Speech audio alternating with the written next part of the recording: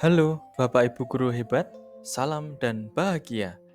Perkenalkan, saya Petrus Suryanto dari SMA Yosudarso Karawang. Saya merupakan calon guru penggerak angkatan 9.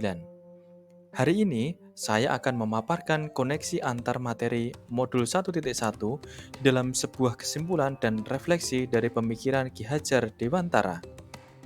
Pada bagian pertama, saya akan memaparkan konsepsi dan pendekatan saya terhadap siswa dan pembelajaran sebelum memahami pemikiran Ki Hajar Dewantara.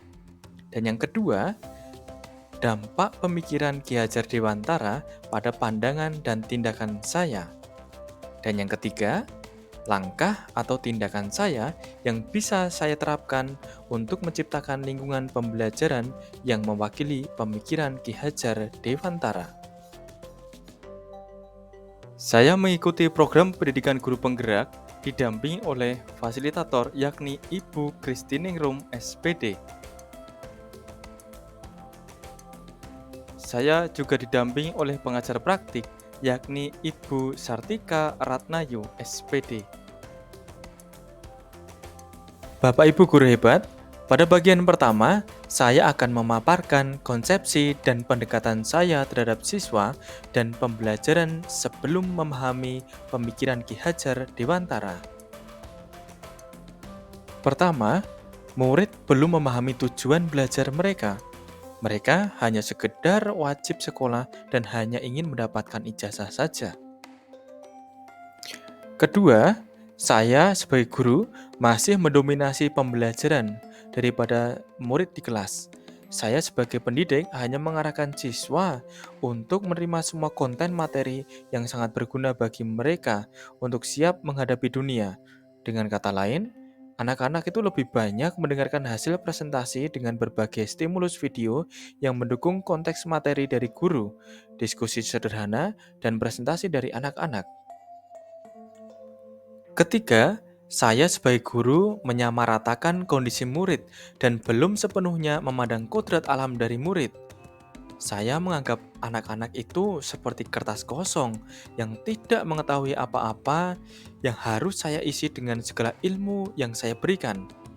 Saya memilihkan bahan-bahan pelajaran bagi murid hanya untuk menerima pembelajaran penuh dari saya. Bapak Ibu guru hebat, berikut bagian kedua. Setelah saya mempelajari modul 1.1, maka terdapat dampak pemikiran Ki Hajar Dewantara pada pandangan dan tindakan saya. Yang pertama, terkait pendidikan yang berpihak pada murid.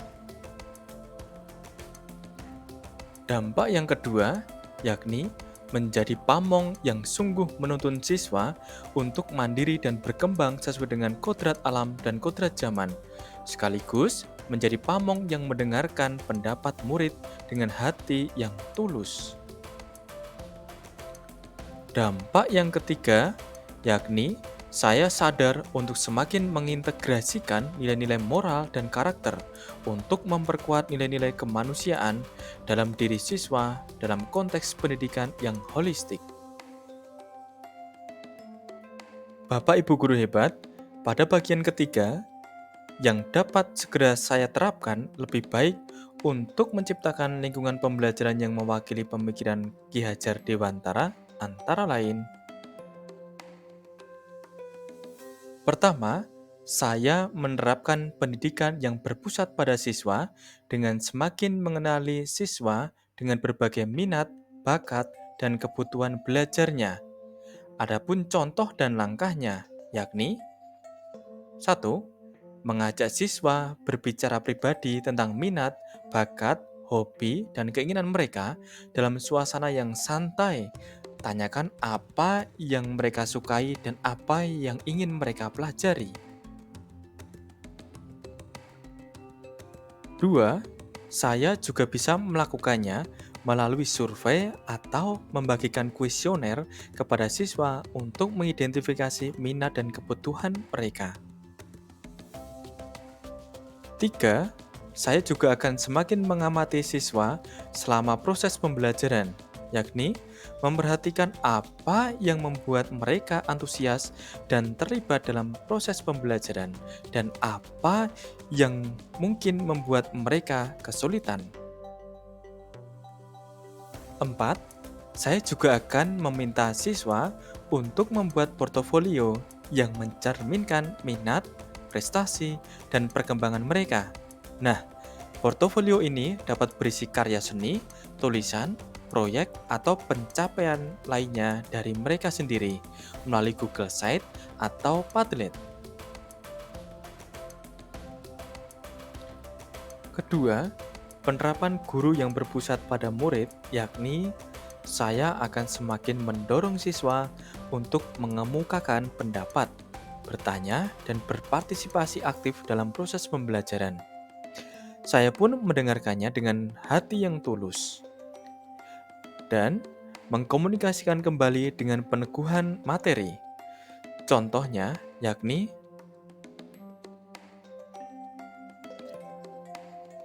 menggunakan teknik kelompok kecil untuk diskusi dengan teman sebaya agar mereka lebih percaya diri. Berikan kesempatan untuk memimpin diskusi atau presentasi. Mendengarkan murid dengan hati yang tulus dan memberikan tanggapan dengan penuh hormat agar murid merasa nyaman dan dihargai sebagai pribadi. Dan yang terakhir, memberikan pujian dan umpan balik yang positif agar memotivasi siswa untuk semakin berkontribusi dalam pembelajaran.